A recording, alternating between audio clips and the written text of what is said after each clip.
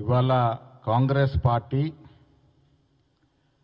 నిన్న జరిగిన ఏఐసి సమావేశం కానీ సిడబ్ల్యూ సమావేశం కానీ రాహుల్ గాంధీతో పాటు మాట్లాడిన పెద్దలందరూ కూడా తెలంగాణ రాష్ట్రంలో జరిగినటువంటి కుల సర్వే, తెలంగాణ రాష్ట్రం ఇచ్చినటువంటి 42% బీసీలకి రిజర్వేషన్ మీదే జరిగింది.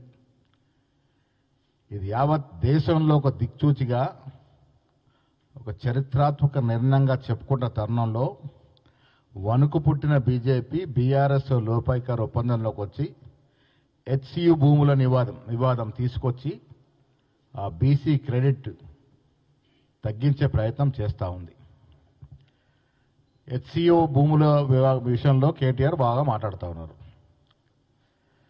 నేను కేటీఆర్ గారిని మీ ద్వారా తెలంగాణ ప్రజల తరఫున ఛాలెంజ్ చేస్తూ ఉన్నా. మీరు 10 ఏళ్ల కాలంలో మీరు హైదరాబాదులో ఉన్నటువంటి బంగారం లాంటి ప్రభుత్వ భూములు ఎన్ని వేల ఎకరాలు అప్పనంగా అమ్మేశారు, ఎన్ని వేల ఎకరాలని మీ అనుయులకి కట్టబెట్టారు, ఎన్ని వేల ఎకరాలని డీఫారెస్ట్ చేశారు, కొండలు కరిగిపోయే రకంగా పనులు జరుగుతూ ఉన్నాయి. మీరు అప్పనంగా భూ విధ్వంసం చేసి విచ్చలవిడిగా Hyderabad in and around Hyderabad ఉన్న భూముల్ని మాయాజాలం చేసి అమ్మినటువంటి రోజులు ఇంకా ప్రజలు మర్చిపోలే. ఈ రాష్ట్రంలో లక్షల ఎకరాలు హైదరాబాద్ ఒక్కచోటనే 10,000 పైచూరుకు ఎకరాల ప్రభుత్వ భూమిని అడ్డగోలుగా అమ్మేసినటువంటి నీవు ఇలా కాంగ్రెస్ ప్రభుత్వం గురించి మాట్లాడుతూ ఉన్నావు. కేటీఆర్ కడుపు నొప్పి అంతా రైతులు బాగుపడుతున్నారని. హెచ్సియు భూముల యొక్క చరిత్ర ప్రజలకు తెలవాలి.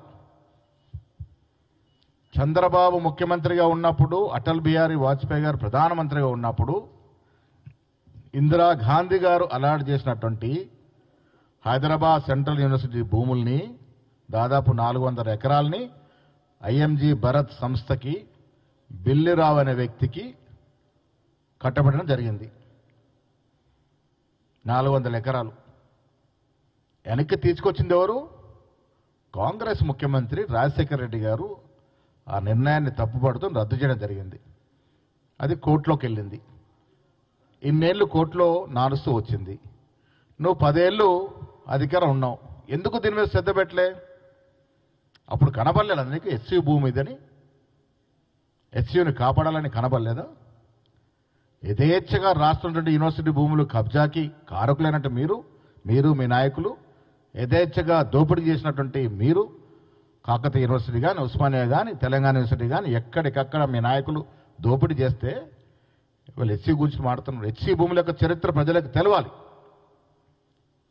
రాజశేఖర రెడ్డి గారు రద్దు చేసిన తర్వాత కోర్టుకు పోతే రేవంత్ రెడ్డి గారు పీసీ అధ్యక్షుడు ఉన్నప్పుడు హైకోర్టులో, సుప్రీంకోర్టులో పోరాడి దీన్ని విజయం సాధించిన సందర్భం. కేటీఆర్ గారు ఏం చేశారు?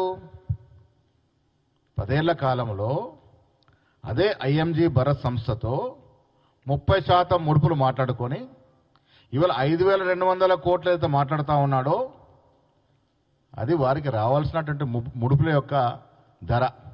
ఆ పద్దు 5,200 కోట్ల పద్దు అనేది కేటీఆర్కి బిల్లిరావు ఒప్పుకున్నటువంటి 30% నిధులు లంచం. ఇవాళ కాంగ్రెస్ ప్రభుత్వం అధికారం రాకుండా ఉండుంటే ఇప్పటి వరకు బిల్లిరావుతో కేటీఆర్ గారు కుమ్మక్కై 30% నిధులు లంచం 5,000 కోట్లు 200 తీసుకొని ఈ సంస్థను ఐఎంజీ భరత్కి అప్పగించేవాడు. ఇది వారికి ఉన్న ఒప్పందం.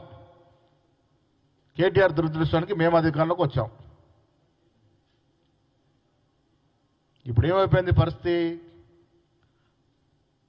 రైతులు బాగుపడుతున్నారు. ఇప్పుడు ఇది వాస్తవాలకు వెళ్తే ఎస్, ఇది ప్రభుత్వ భూమి.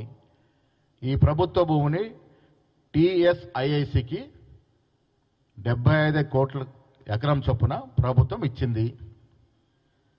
In turn TSIIC IIC bank ద్వారా, ఐసిఐసి బ్యాంక్ ద్వారా 10,000 కోట్లు ఈ ల్యాండ్ని బాండ్స్ రూపంలో తీసుకొచ్చింది.